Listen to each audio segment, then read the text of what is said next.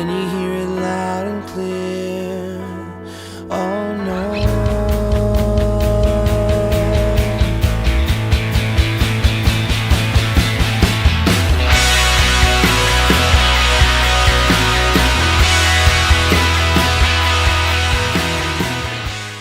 Hello and welcome back to GM32, the hockey podcast. This is episode 3. We're fired up tonight. We got Frankie P coming on. I don't know him too well. But you know what? Recently, I've actually gotten to know him a little bit. We'll explain that in the episode here. You know what? I'm going to kind of rinse you right now a little bit. I'm Vito Scaringi, and I'm here with my buddy tonight. Honest to God, I probably should have teed you up there. You know what? Bad move. That's a bad host. Bad co-host, but that's okay. No, you're all right. We're getting through it. I got your back, kid. I got your back. You know us very well, guys. You guys have been tuning in quite often, and it's great. We love you. Thank you very much. We got a great guest tonight, Frankie Pietrangelo. I've known him for quite some time. He's been a very close friend of mine. He ended up coaching me at some point, and I owe a lot of my career to that guy. He's got some great stories for you guys. He's a legend around the Canucks, and he's got some life lessons for you guys as well. So you know what? Take a good listen to this one because you're going to love it. But, yeah, so what happened was I recorded on voice memos, which normally I've just record on other stuff, but I record on voice memos because I noticed that it was just going straight to voice memos anyway. So I record on voice memos, no problem, and me and Vito afterwards listened to it because we're like, we want to see just how clear it sounds. So we listened to it, sounds pretty good. We're like, okay, it's good. We're just going to run upstairs, grab something to drink, grab something to eat, and then we come back down, and I looked at it one more time. We listened to the end. We're like, okay, sounds good. I hit done. It goes out, and I still have the files. I got about 7 copies of them. They say 55 minutes long, but they only play for 1 minute and 45 seconds. And they just stop? And they just stop, and it's flatline silence. It's the weirdest thing ever. It's awful, but it has the whole duration. Yeah. Yeah, that's weird. It tells you that it has that 55-minute content, and then it doesn't play it. Listen, I almost threw up last night. I want to puke. Buddy. You know what? It was really good, but we'll just fucking do it better. Absolutely. You know what? Honestly, that's what I was saying too, and I kind of alluded to it in the intro. Like, I said before, I didn't know too much about Frankie P until recently, and like we could explain a little bit about that. But yeah, for sure. I obviously. But now we get to learn a little bit more, huh? Yeah. Now we get to dive a little deeper. That's right, ladies and gentlemen. If you haven't known already, Frankie Pietrangelo, welcome to the show. All right. Fellas, thanks for having me. Absolutely. Well, welcome back, I guess we could say, huh? Yeah, like you guys said you wanted to have me back on, so this is rather quick. But the new biz. We like it. Yeah. Good, man, good. Beautiful. How's it going, Frankie? I'm well. Another Leaf win. Oh, yeah. Gotta Look at tell you that. that's a good thing. And then tonight was a little more convincing than last night. So. Oh, tell me about it. Yeah. Hutchie played pretty good tonight. I'm not a big fan of him. Played pretty good. Yeah, you don't have to do too much with that team in front of you. No, To be honest with you, I think the theme so far this year is that, and no one's really talking much about it, is that the defense is a lot more sound. And I think when your defense is playing a lot more sound and a lot more blemish free, I guess let's call it, it sort of translates through the whole team. Your goaltender doesn't have to work as hard. Your forwards could just keep doing their thing. Last year, our defense were a fire sale, man. And this year, just a couple little moves, and it just adds that sort of calm throughout the whole lineup. And you're talking about these guys like Bogosian, and when you don't hear their name, it's not necessarily a bad thing. Yeah. Exactly. Yeah, Agreed. absolutely. Agreed. So these guys as a unit right now, and to be honest, you can put in any of the 7 or 8 that they have. To be honest, there was a few last year that I was questionable about having in the lineup, but any of those 7 guys, all the way through, even Sandine if he has to come in, but absolutely, I like Sandine too. Yeah. You know what? They roll pretty good here. But Carson, you got something? Yeah, I'm feeling a lot better about the Leafs decor as a whole right now. To add that tidbit in for sure, but. Yeah, you know what? There's something that I definitely didn't want to miss out on from last night when we recorded together. You told the story because we talked about how you and Frankie are related. Frankie Pietrangelo and Frankie Pietrangelo, the relation, and then the relation through Alex Pietrangelo. Let's talk about that family and your hockey family, and just that was a great story. Well, I think like I said yesterday, I grew up as a 9-year-old kid, 10-year-old kid watching my cousin Frank win a Stanley Cup in the NHL. It's incredible. It kind of happened really quickly for him. He probably played, I think, a 4 or 5 year span in the minors. Nobody really knew if he was going to make that jump to the NHL. Then he gets that chance. It just so happened to be the same year that they're absolute dynasty. If you go down that roster, the 90-91 Penguins roster, like, it may be one of the best assembled rosters in NHL history. You got guys like Brian Trottier playing on the third line. Yeah, honestly, like absolute beast of a lineup. And the good thing about it is the title he had was as the backup goalie, but with Barrasso getting hurt in the playoffs that year, he ended up coming in and winning some playoff games for them. So he was definitely a part of it. It wasn't like he just kind of sat there on the bench the whole time. He was part of the win. And being a 9-year-old kid, guys, like watching that with my family, every game we'd get together at my uncle's house, who is his father, there'd be 30, 40 of us crowded in this little living room, find a spot on the rug or on the couch or just kind of crowd in and watch the game, and celebrating with my whole family watching him win the cup was something I'll never forget, and definitely sparked my hockey interest as a young guy, that's for sure. Oh, I love that. That's awesome. And now let's get into a relation to Alex Pietrangelo. Yeah, so it's weird. I'm not related to Alex. I'm not related, and Alex, I guess I think he makes it pretty adamant that he wants to be called Pietrangelo. Yeah. As I just pronounced it, I kind of realized it after. I was like, there you go. I don't know what happened. What happened is I think so because Frank played before him in the NHL, I think Alex came after him, and people just started calling him Pietrangelo because they called Frank Pietrangelo. Yeah. And Alex wasn't a big fan of it, and I think he came out and actually said, "Can you please call me Pietrangelo?" So, however you want to say it, it's whatever you want to say, right? Yep. Pietrangelo is actually the anglicized version of the Italian name. I guess Pietrangelo is closest to the way you should actually say it, but regardless, Alex and I are not related.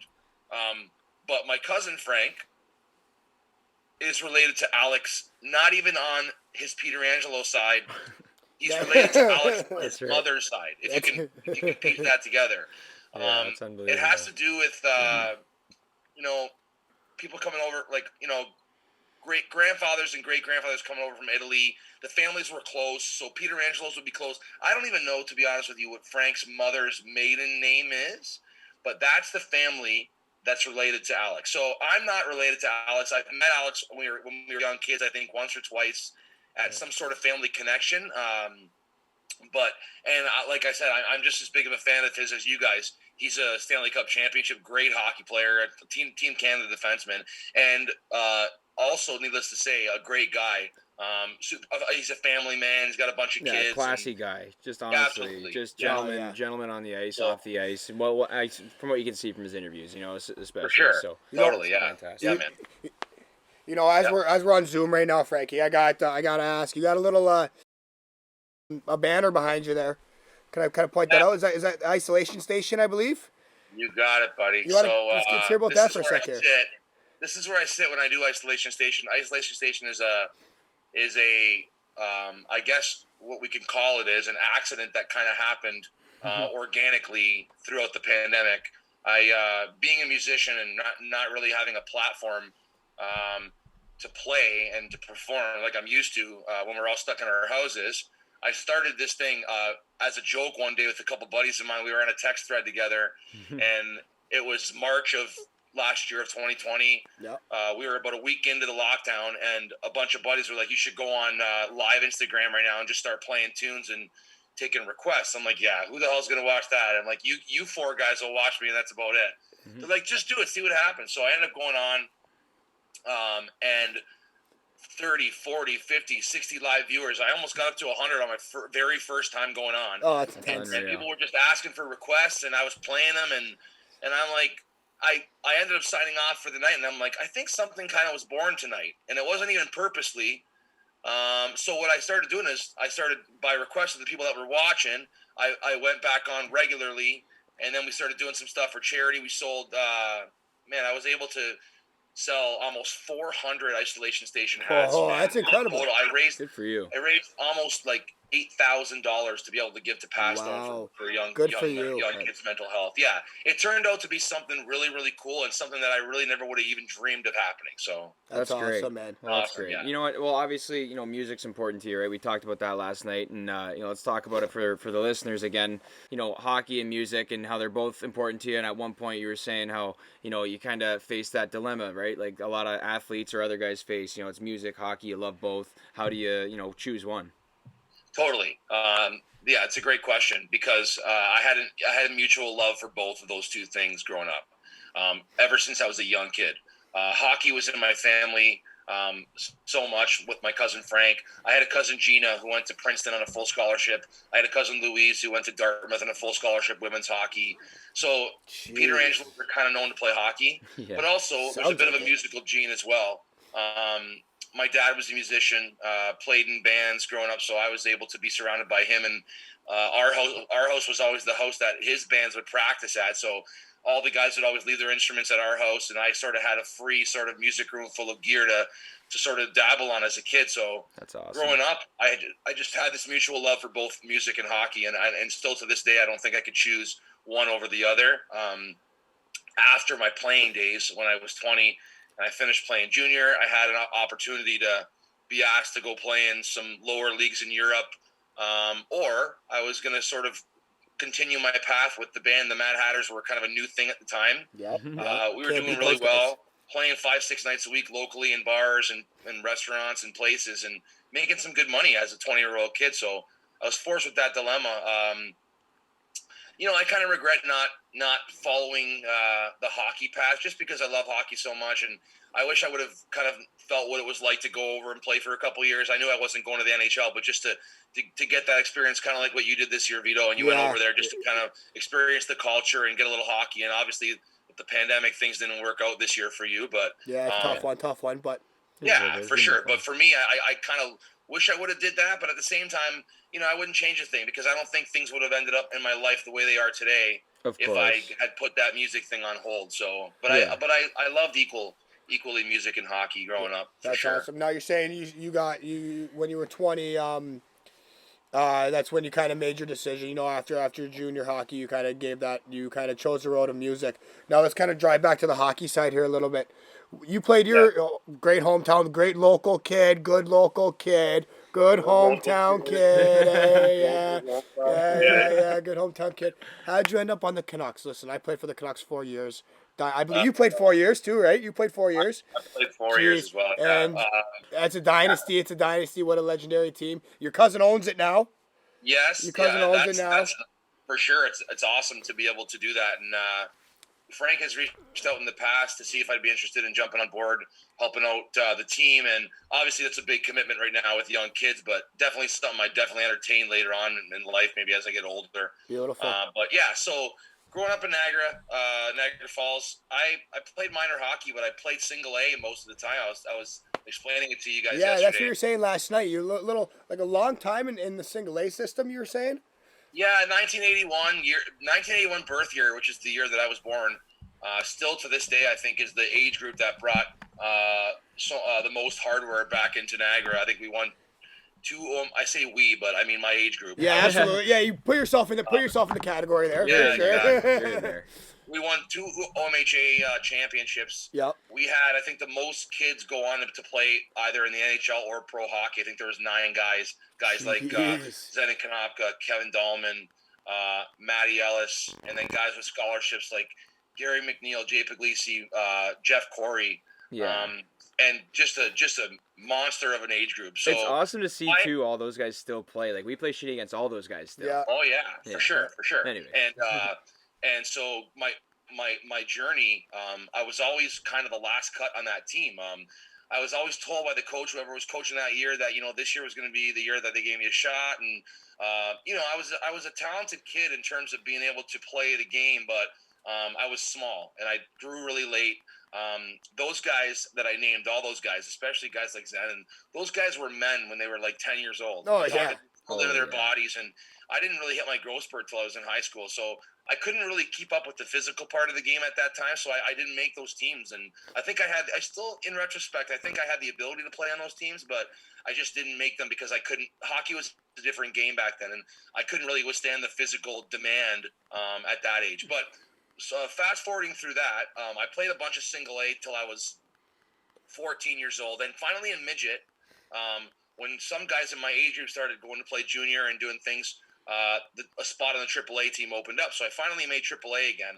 I played as a fourth line center, but I was given some opportunity, and I was best friends with a kid named Derek Masterson.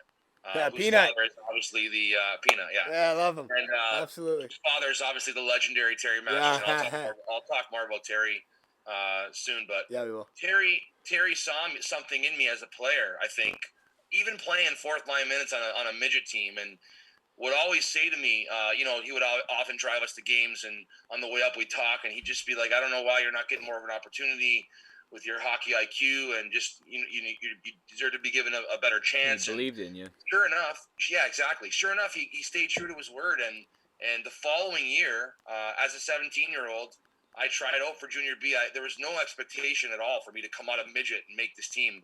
At that time, you only had one or two guys, if that, come from a midget team and slide right into a junior B lineup.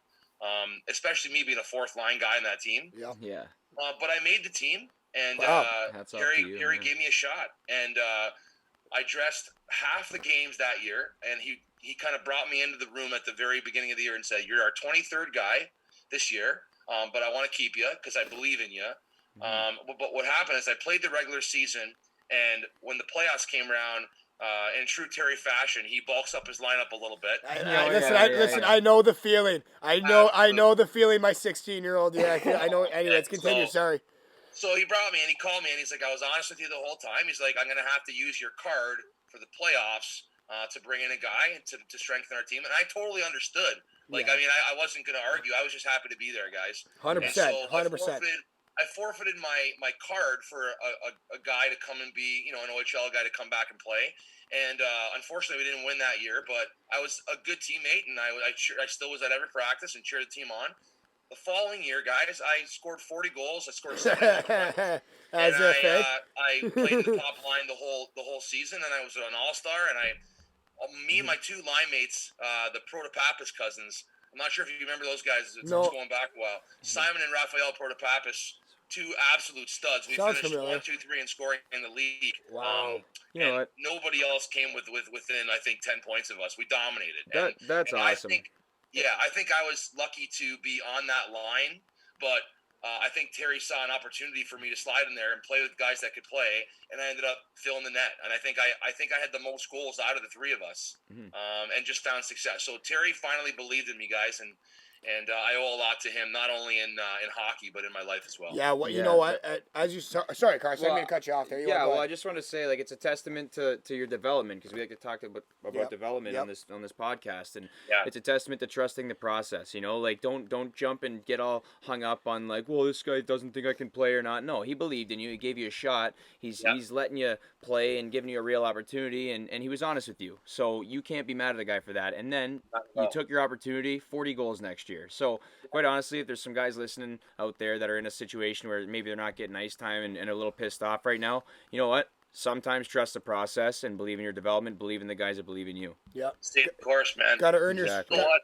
I just grew up as a kid from Niagara Falls, just like some guys dream about the NHL, and I think my dreams were more short-sighted. I just wanted to play for the Canucks. I looked up, I watched the games. I was at every game, every Friday night, Stanford Arena when I was a kid, 10, 11, 12, 13 years old. I just wanted to be a Canuck, and I think that's so important. I think that's so important with development. Sorry, just while we're on development, do you mind just while we're on development, it's so important because we did talk a little bit about this last night too, but using hockey as the vehicle to experience, a vehicle to experience things, go to Europe, play junior hockey, get out your comfort zone, do some different things. And hockey's that great thing where, the dream doesn't necessarily have to be the NHL. The dream can be the Canucks. The dream can be, playing in university. The dream can be whatever it is, but, you can use hockey as that vehicle, and it's such a great sport and team thing to get everybody together and really experience those things. thing. So, anyway, Vito, sorry. No, that's what I was just gonna say. Like, just like I said it last podcast, and I'm gonna say it now. I grew up coming to watch you. I grew up coming to watch you guys. I lived right, right down from Memorial Arena, right across the road. I hop in there, and I wanted to play for the Canucks more than I want to be in the NHL. I think you know what I mean. It's a tradition, man. Like it's a tradition. I watch the guys that were older than me. You watch guys that were older than you, and that's how it's instilled in you. And like you said, Carson, about the development side of it, you don't slide into a role. This is the reason why in the NHL you see sometimes these players that get drafted take 2, 3, 4 seasons to get comfortable in the league. It's a rarity to have a guy like Connor McDavid who's going to come in and show up at the first day and just start dominating. Yeah, you look at some players that have to take 3, 4, 5 years playing in the AHL to develop and realize that you're playing a men's game. So trusting the process is a huge thing, and that's a message to young kids out there. Mm-hmm. If you love hockey and you believe in yourself and you believe that you'll work as hard as you can to do whatever you got to do, you'll get there. You will get there. You just have to not, like you said, if a coach doesn't give you an opportunity, you can't blow the whole process up. You got to stay the course. If that coach doesn't give you a chance, somebody else will. As long as you're a good teammate, and as long as you're a good guy and a good guy to be around, you will find a way to find success. Yeah, you'll succeed. Absolutely. It's attitude. Absolutely. Now, like we were just talking about him, I'm gonna bring it up again. We're talking about Terry and whatnot, and you brought it up last night to me, and it was just so it hit me. It hit home for me too because he helped me a ton. But you know what? He kind of helped you in a different way. You want to bring that story to us when you were you were at 20. For the Canucks. So, like that year I was just talking about a minute ago, the year that I finally got that shot and I scored all those goals and I finally got this chance. So, after all these years of kind of being pushed to the wayside in my hockey life, I finally got a chance for one season to play in the top line and I produced and that was really exciting for me. So, not anywhere in my being did I expect in that off season to hear the news that I heard.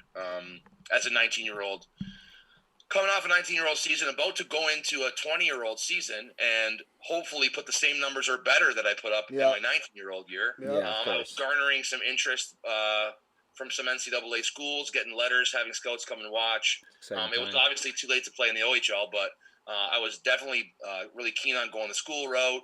And then I get told in July of that season that I had testicular cancer. So, really shocking at that age, especially 19. You think? I remember being in the hospital. So when you get chemotherapy, you kind of make a home at that hospital because you're spending so much time there. For anybody who doesn't know, this is 20 years later now, so there's different ways to administer chemotherapy today. Sometimes they do it by way of a pill orally, but back then the only way to do it was to sit in a chair for 4 or 5 hours a day with an intravenous in your arm, and it was so, like the drip would slowly drip into you, right? So I would go there like a full-time job. I'd go there at 9 in the morning. I'd stay there. I'd get my drip all day long, and I'd be sitting in this room with like all these old people that would constantly look at me and be like, what the heck are you doing here, man? You're 19 years old. You're way too young to be going through this. And guys, I learned so much in that process. Yeah, I believe so. Like, it definitely threw my hockey path for a loop. Getting that news and having to start chemotherapy in August of that year. Obviously, training camp starts late August. So when guys were gearing up to start the season, I was gearing up to get into chemotherapy. Lost all my hair. Went through 3 full cycles of it. What did they tell you about being ready to play for that season? Yeah, what was your mind? Like, obviously your mindset's not hockey, but what are the doctors kind of giving you hopes up there? Well, the doctors actually, my doctor was a doctor named Dr. Phil Hughes out of St. Catharines Hotel Dieu. That's where the cancer unit was. Today it's at the new St. Catharines Hospital, but it used to be at Hotel Dieu Hospital. Yep. And my doctor was amazing. When he broke the news to me, it's never can be easy for a doctor to walk in and tell someone they have cancer, let alone a 19-year-old kid. God, no. I'm sitting in that room with my mom and my sister. He drops that bomb on me, but what he did was he immediately started talking about the positives and how, yes, it's cancer, but there's a 90-something% chance that in 5 years you'll be clear of this. You just got to battle. You got to stay the course. Just like it's kind of like the whole hockey analogy, battling through, powering through, and that's what I did, guys. I went through 3 full cycles of chemotherapy. Each were a month long. Wow. And my goal, we never really talked about hockey with the doctors. They knew who I was, and the local papers and were doing articles on me about the story of my illness and coming off that illness. And I always would say positively that I wanted to get back this year and play. I don't think anybody believed that I would. Yeah. But I had it in my head that I would, man. I wanted to play. I wanted to go back, and I wanted to fucking win a championship, for lack of a better term. And I did. That's exactly what I did. I got my last chemotherapy treatment on October 26th of that year. So I missed, I think, the first 15 games of the year. And a week and a half after my last chemotherapy treatment, I debuted a home Friday night game against Stony Creek. Come on. The building was packed. Jam-packed. I always tell the story about me and my best friend in the whole wide world, my best man at my wedding. Is a guy called Matt Baglieri, and he was I was the left winger, he was the right winger on my line. So Terry gave us the national anthem, let us start in the blue line, and he had this big giant. He's got this big. He kind of looks like, remember Mike Commodore when he grew out that hair? Yep. So Bags had his red hair too, so he had this big Mike Commodore afro, and he's standing next to me on the blue line, and I'm totally bald with not a stitch of hair on my body, but I still have the picture framed in my house. Come on. That's and, awesome. We might have to try to get our hands on that one for the post. I could probably we might have to get our hands on that one. Figure it up. Yeah, it's a great shot. Okay, anyway, fans out there, we're gonna try to get this one. Bags, we're coming for you. Yeah, thanks for coming for it. It was a storybook year, guys. I came back. I played 25 games. I think I was over a point a game. Wow. I think I played 25 games. I think I had 28 points is my guess. And then we ended up, in my previous 3 years playing for the Canucks, I hadn't won a local, like a Golden Horseshoe championship. Yeah. We ended up winning that year in the final against Thorold in Game 7 at home. We won 3-2, and I got the game winner. And, oh, come on. Just an absolute storybook ending. What a story. That year, man, I like I said, I think I mentioned to you guys yesterday, but I don't look at it as though like I ever, I realize it's just junior B hockey. It's not the be all end all, but for me, it was my Stanley Cup, man. Oh, absolutely. Back from an illness and being faced with life or death, and being able to win like that with my brothers, and those are guys I still keep in touch with today, and I'll never stop talking. Yeah, well, it's similar to what we just talked about, right? Like, I mean, it's the triumphs that you take from hockey and those experiences, right? It doesn't necessarily have to be the Stanley Cup, It's that experience that you had, and with those brothers, and that triumph over beating cancer and then winning all those things. That's unbelievable. It's amazing. Yeah. What a story. Yeah. What a story. One of those guys I hadn't talked to in a couple years. Just last week, one of our buddies that played on that team, sick goal scorer. His name was Jordan Galbraith.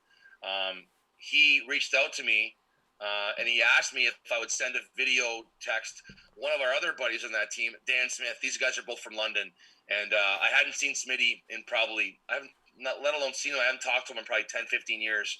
But it's one of those things. You guys know how hockey buddies are. When you reunite with them, it's like you haven't missed a beat. Your hockey buddies, man, will be your buddies forever, no matter what. Like forever. You just pick up where you left off. And Smitty turned 40, so Jordy thought it would be a good idea if I recorded like a minute long message for him, because I think his wife was putting together like a bunch of videos from people, and I gave a shout out to Smitty, and he reached out to me. So we ended up, and long story short, we ended up talking and saying after the pandemic, I think it's coming up on our 20-year anniversary of winning, because we won in 2002, and right now we're 2021. So next year it's the 20-year anniversary. So we were talking about getting the boys together and having a good banger. So that's incredible. Now, so you're coming off of that now. So that story is unbelievable. Unbelievable story. How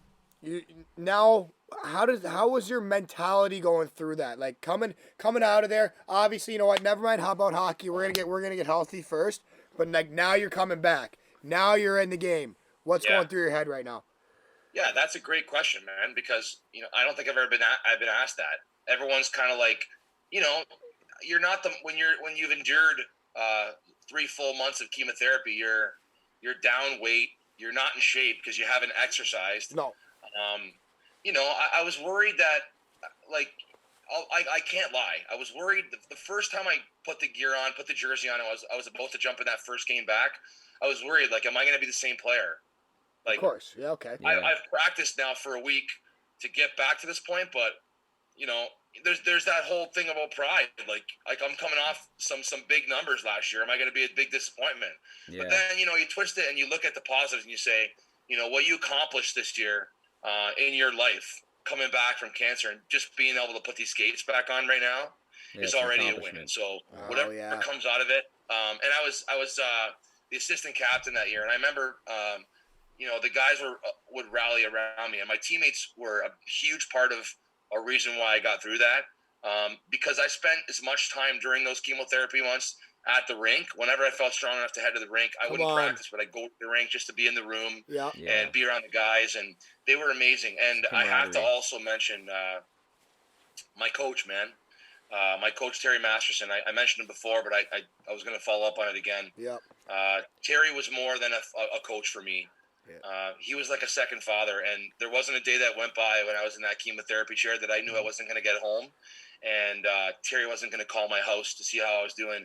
Even if I didn't always check in with him, he always asked me. He'd call my mom and just say, "How's he doing today?" And those guys, those things are beyond hockey, and those things are life things. And when somebody has your back like that, when you're going through such a difficult time in your life, you don't forget it. And that's just a true testament to the person he is. He's a passionate guy, and say what you want about him as a hockey coach, he can get a little bit crazy and a little fiery. Absolutely. If you played for him, you know what I'm talking about. I'll go into it. I'll let you finish. I'll continue. Yeah, some people don't give him the credit because he's a little crazy and he can be a little bit nuts at times. And if you never played for him, you kind of don't really understand where he's coming from. But if you've been on his team, like one of the best motivating coaches I've if not the best I've ever played for. That's so fun. There's some stories. Like I should tell some stories about the cow's heart. Have you ever heard that story? I've heard the cow's heart story. Oh, can you you know what? Not many people have. And here's the funny thing: me and probably like 2 hours ago, I'm upstairs with Carson, and I'm just giving out some impressions. Yeah. I'm just kind of giving some stories to him, but I forgot the cow. I never got the cow heart. I never got it. My cousin Joe Stringy, when he was a captain, he got it when he was there. Frankie, let's give the story from a guy that never played for him. Sorry, go ahead. From a guy that never played for him, I heard about burning jerseys, the rings, the cow hearts. Just hanging a bunch the golf of stuff. Clubs. Exactly, the golf clubs. The golf clubs the gravel, amazing. There's tons of it. But anyways, tell the cow heart. Those are all great. I would have to say that I experienced all those. 100%. Let's hear the best one. What's your favorite? The funniest one was the burning jersey time. He did it to where I played. He couldn't get the thing lit. He's like trying to burn the jersey. No way. He's not lighting, so he's like, fuck. He threw the lighter. He threw his gum. He would always throw his gum. Remember I told you he hit himself in the head the one time? Oh, I was dying. He loved throwing his gum. Anyway, his whole thing was if I can get these guys fired up to get out there, and that's exactly what he did. So he brings one day he brings a box in the room. No one knew what the box was. It was a box. Brings it in the room, plops it on the table in the middle. He starts talking about heart and what it takes to win and how you have to have heart. And he's building up. And anybody who's played for Terry, you know that he comes in, he starts to talk like I'm talking right now. And then he builds, and then he builds, and then he builds, and then he gets absolutely nutty. Yeah, steamed out. Yeah. Opens the box, grabs a live cow's heart, holding it up in the sky, blood dripping down his arm, saying, "This is what it takes to win. This is what it takes." Covered in blood. Like that's unbelievable. Like the guy, you'd go through a wall after that. Oh, you go through an absolute wall. If you don't want to go through a wall for your coach after doing that, man, I don't know what to tell you. You know what? I will say, some will argue like there are a lot of good coaches around here, Carson. Your dad being one of them. And I had friends who played for your dad and guys that he was known as an amazing coach as well. But every coach has their own style and every coach has their own way of coaching their team. But Terry, motivation was his top thing, and I've never seen anybody do it like he did. I got a couple good Scoot stories. Obviously, Let's hear 'em. I got a real good one. Listen to this one. I'll never forget this one just because it was we were losing to Buffalo, which like Buffalo when we played, you don't lose to Buffalo. You know, you just like they weren't very good. I think they had one win all year, and anyway, you shouldn't have lost. So after the first period, I think we're down 1-0 or whoever we were playing. It doesn't matter. I assume Buffalo because it's the only reason he would be this, irate. So he walks in the room and he's flying. I shouldn't say walk. He runs in the room and his suit jacket's coming off as he's coming in. He's got the arms going and it's gone. Suit jacket's gone and he's pulling his tie like this, eh? He's pulling his tie and he's looking around. He goes, "You wanted me? Now you got me." And he's like, "Fuck you. Fuck you." Around the room to everybody. He goes, "Fuck all yous." He goes, "It's like I've never taught you how to play this game." Right? So he's going like that and just over and over. Of course, he's losing it, but the guys we all know, right? We're sitting there, no one will move, obviously. And so then he gets to the end, he goes, "But you know what the best part is? We got 2 periods to go clean it up. So let's go, fellas." And he claps his hands and walks out. It was awesome. That's awesome. One thing I have to say about Terry too is, and you know now coaching too, Carson. So now we'll get into that in a minute. I've been coaching quite a bit over the last few years. Yeah, I was just gonna say. In coaching, you have to. What I've learned in being a coach is you have to be strategic about the way that you decide to address your team. Yeah.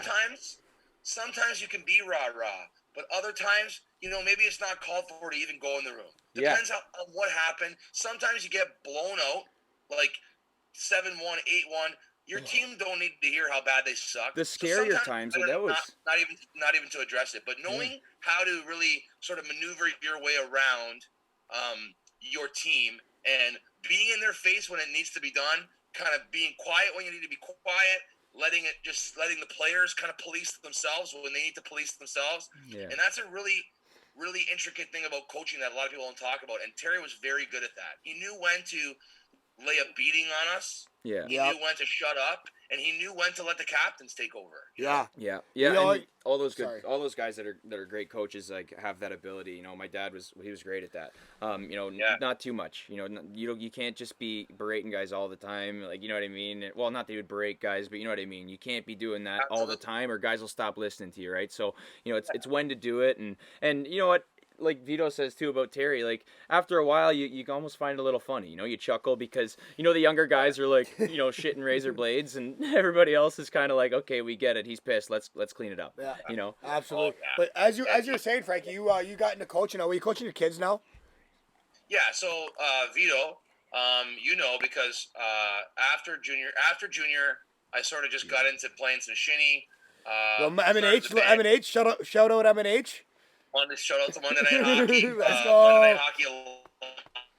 Well, since probably 2003, since the old Niagara Falls Memorial Arena. Anyway, same crew of guys. Vito joined us a little later. So just playing. But then as I got into teaching, which is my career now, I don't think I ever really thought about the fact that I would probably be expected to coach hockey. And I was like, okay. And I don't think as a player I really knew that I would ever be a coach, or if I'd like to be a coach. Because you don't think as a player, you don't think like a coach. No. But then when I started coaching, guys, I fell in love with it, coaching high school hockey. Partly because I loved the idea of coaching, but also partly because I was introduced to a guy who made me love coaching, and that's Paul Pietrangelo. Oh, here we go. Amazing hockey resume. You guys should actually have him on this podcast eventually. You know what? You want to hear a funny story, Frankie? Sorry to cut you off. I asked him. I'm throwing him right under the bus right now, and he's gonna hear this too. Did he say no? Stage fright. He gives me the stage fright excuse. Well, I guess I'll talk for him then. Okay, yeah. Me and you, we'll fill the viewers in here. But you know why D-Fran would decline, guys? I'll tell you why. He's not a rah-rah guy. He's a very humble dude. He's not absolutely. one to talk. That just kind of, it almost may seem like a slight to you guys, but it's more of a classy thing because he's not. You know what I mean? No, it's understandable. I know exactly what you mean because I know who he is. You know what I mean? Like, exactly. I know exactly. I knew he was gonna say no already. I think. You know what I mean? Like, It You just, gotta try though. I gotta ask him. I gotta bring it up. Yeah. Yeah. Sorry, sure. D-Fran. How are you, bud? Fran, I love you, man. You made me love coaching, and honestly, I heard a lot more about Paul before I met him. St. Lawrence full ride, finalist for the Hobie Baker, and then I started playing in men's league with him, and just saw how absolutely sick he is. So fast, so quick with his hands in tight. Such a good hockey player and such a good hockey mind. And he was another kind of coach. Like, he wasn't like Terry. And for me, all I really knew as a player was Terry. So seeing a different approach to coaching, he was more of a quiet leader as a coach, but his players respected the hell out of him. And whatever he said, and Vito can attest to it, we coached Vito, one of the best teams that I've ever coached We'll get into that year. But D-Fran taught me so much, and I have to coach against them now because we teach at different schools. Yeah. But I gotta tell you something. Sorry to cut you off because we did talk about this yesterday a little bit, and we talked about you guys went to OFSA. Yep. All this. So I was telling Parksy about it today. We were talking about it. Ah, Jesse Parksy. Parker, right? Because Parksy was on that team, wasn't he? Yep. Yeah, absolutely, he was. So you guys lost in overtime. Parksy goes to Finlandia University, right? And he's playing at Finlandia University. His roommate, they're talking about old days, whatever, playing high school hockey. So the Sioux team that beat you guys, his roommate played for him. Oh my God. His roommate played for him. How amazing is that? Did you know they beat us the year before too in Peterborough? I did know that, but we were nowhere the team that year before. No, not even close. No, but That's wild though, eh? Hey, so, talk about. Sorry, Sorry. they beat us. If I'm not mistaken, in Peterborough, they beat us 2-1, I think.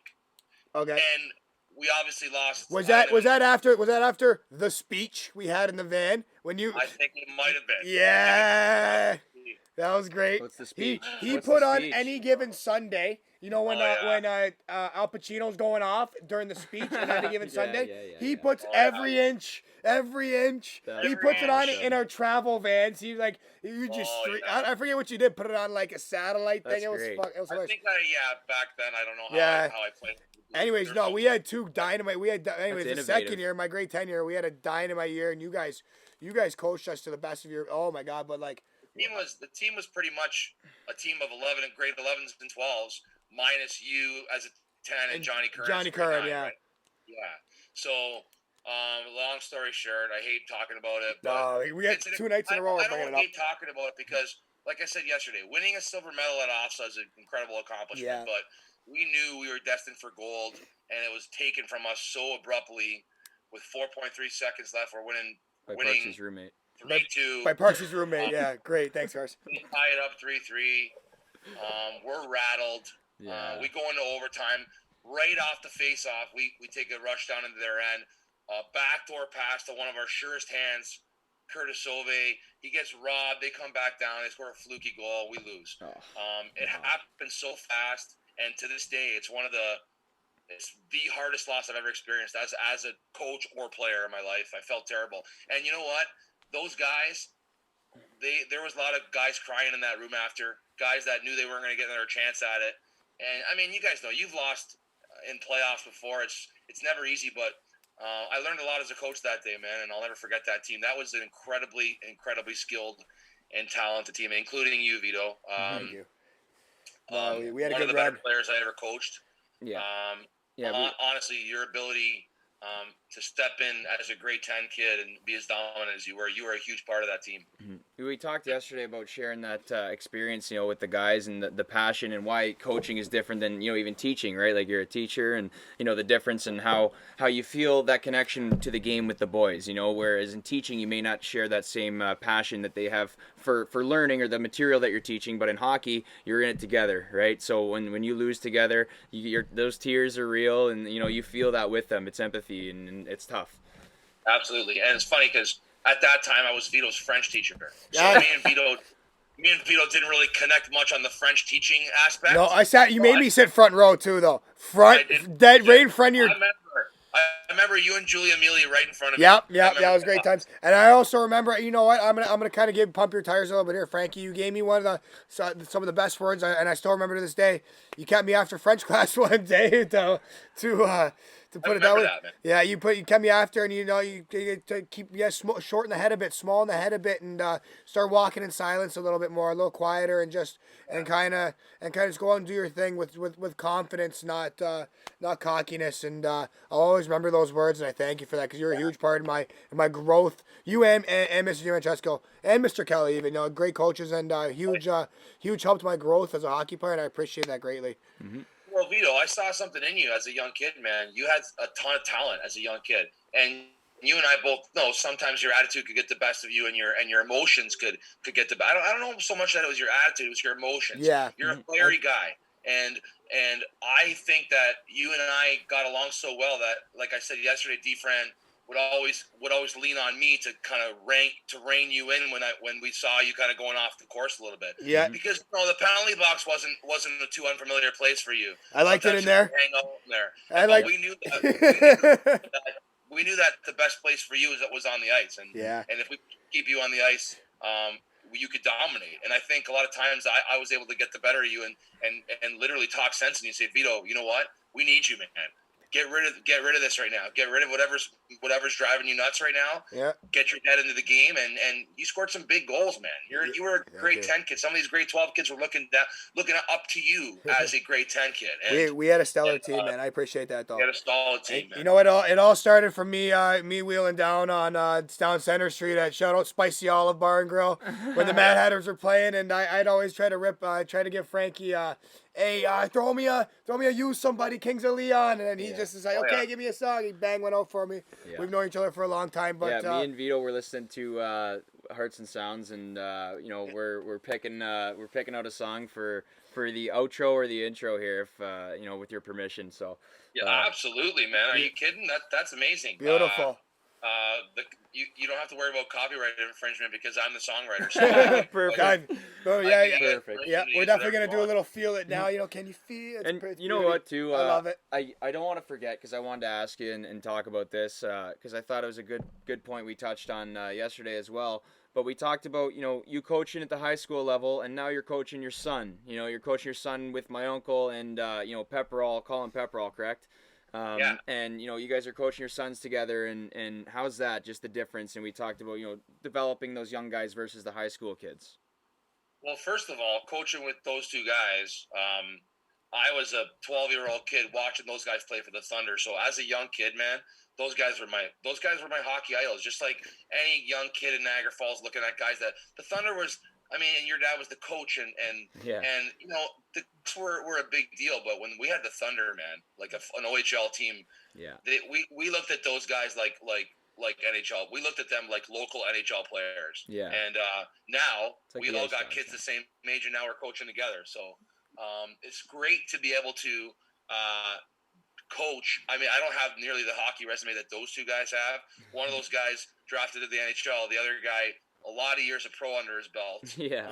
So I'm learning a lot from those guys hockey-wise. However, at the same time, I feel like I'm teaching them a little bit too because they don't have nearly the amount of coaching experience as I do.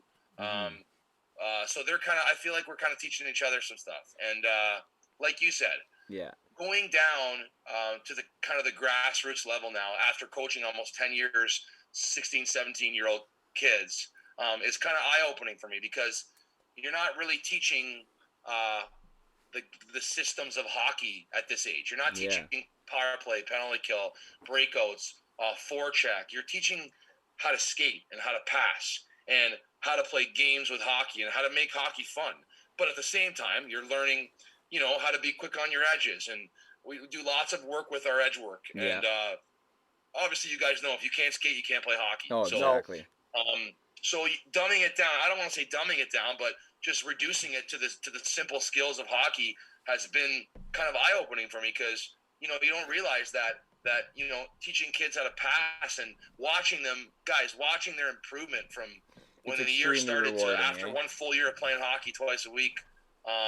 These guys could barely stand up at the beginning of the year when they were 5 years old. Then they were whipping around making passes, and just to see the improvement of what a hockey player becomes at such a young age is amazing. And I hope to keep Samson, which is my guy, and Paxton and Jack, and there's a crew of about 7 or 8 kids that I think are going to play hockey all the way up together. That's and awesome. It's it's great. awesome to be able to share that with buddies of mine, and awesome to be their coach. Yeah, and it's amazing that like you three guys that are knowledgeable about hockey are in those kids' lives for their development, because growing up through the system, a lot of guys in minor hockey are voluntold to coach or volunteered or whatever happens, and it's good to have 3 guys that care about the game, care about their sons obviously, and care about the development of hockey. So it's amazing just that they have that in their lives, and it's just fantastic to see. You learn a lot about travel hockey real quick, and even though our kids are 7, I try my best as a coach not to become dad to my kid on the ice. Yep. And I'm when we're at the rink, I'm his coach. And if he wants to address me, he calls me coach. And if he wants to ask me a question, he gets treated the same, if not harder than the other kids. Yeah. And he knows that. But to be a coach and to be a dad at the same time, you have to be conscious of the fact that there's 12 or 13 other kids on this team, and you got to treat everyone equally. Yeah. But what you can also see sometimes, and I already see it forming, is how crazy some parents can get with their kids, and how much pressure they put on these young kids that are 7 years old. And it's important to find a nice dynamic between being hard on them in terms of teaching them what discipline is and what commitment is to a team, and what working hard for your teammates is, and how to be on a team, because I think that teaches life skills, not just the game of hockey. It teaches you life skills. Absolutely. How to be a team player, right? Absolutely. But at the same time, you want to have that dynamic of being hard on them, but not too hard where you don't make the game fun.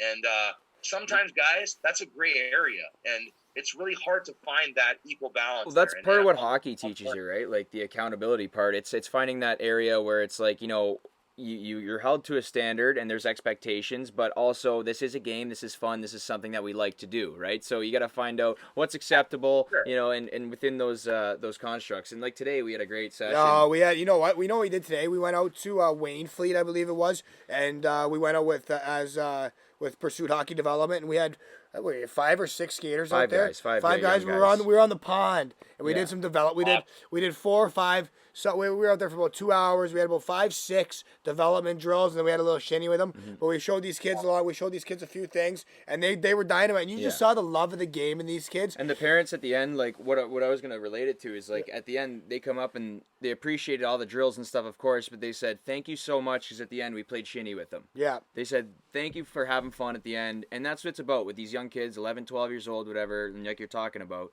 It has to be fun for them, because of course you can drill them to death, drills, skill. Who cares? They got to have fun. But there's also ways that you can incorporate those skills into a course. fun game. And we always make a point at the end of our practice, always 10 or 15 minutes at the very end of practice, to have, whether it's like I said, a little game of shinny. Sometimes we do like ridiculous games like the cat and mouse game where you chase the guy and you drop your sticks and you gotta. Or there's the one, I forget what they call it, where every kid's got to skate from one end to the other, and the coaches just stand there and they got to shoot pucks at them to try to hit them. If you get hit, you're out. But these are games that work on your skating and work on your hockey skills at the same time as they are fun. So it's an important dynamic to sort of try to include the fun, but also make it hockey-like as well. 100%. Yeah. Hey, so I see that toque you're wearing right now. So Yeah. was that nice 2.7? Good segue. Good segue. Was that 2.7? Yeah. It's 2.7. You like that, eh? 2.7? Absolutely. Look at those eyes right there. I got Frankie. I already know what it means. You don't want to give the viewers a little info on what's going on there. Yeah. So You think we're gonna be playing this year?